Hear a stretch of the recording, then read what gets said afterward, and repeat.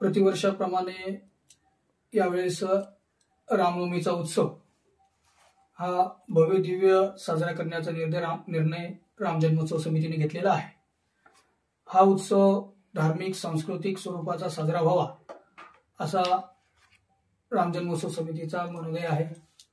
त्या अनुषंगाने 6 एप्रिल रोजी राम जन्मोत्सवानिमित्त सकाळी 9 वाजता नगरेश्वर मंदिर या ठिकाणी श्रीराम पादुका पालखीचं पूजन होणार आहे।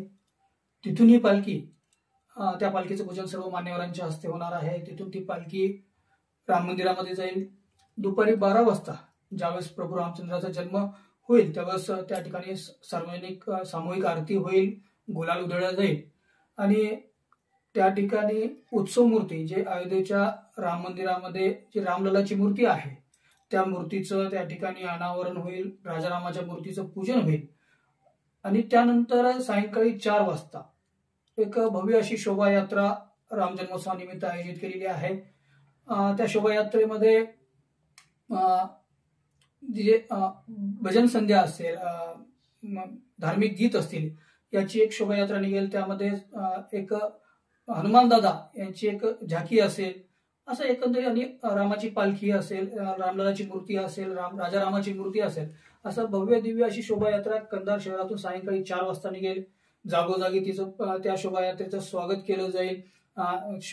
छत्रपती शिवाजी महाराज चौकामध्ये जेव्हा आपण ती शोभायात्रा मारुती मंदिराजवळ होईल त्या ठिकाणी महाआरती होईल आणि तिथून ही शोभायात्रा कंधार शहरातील प्रमुख रस्त्याने मार्गस्थ होत भवानी मंदिरामध्ये जाईल।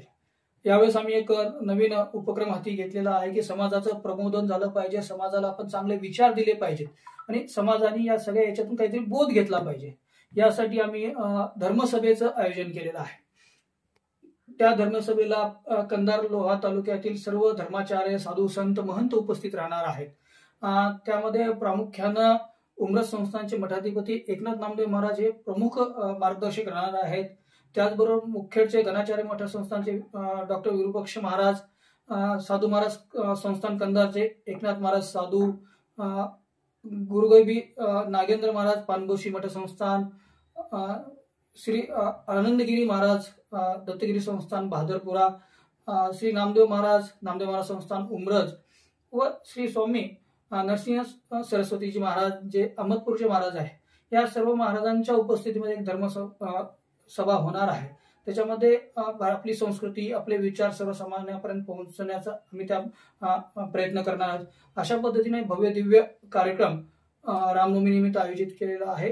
कंधार शहर तालुक्यातील सर्व बांधवांना विनंती आहे की या सर्व रामनवमीच्या दिवसभर चालणाऱ्या उत्सवामध्ये आपण मोठ्या संख्येने सहभागी व्हावं।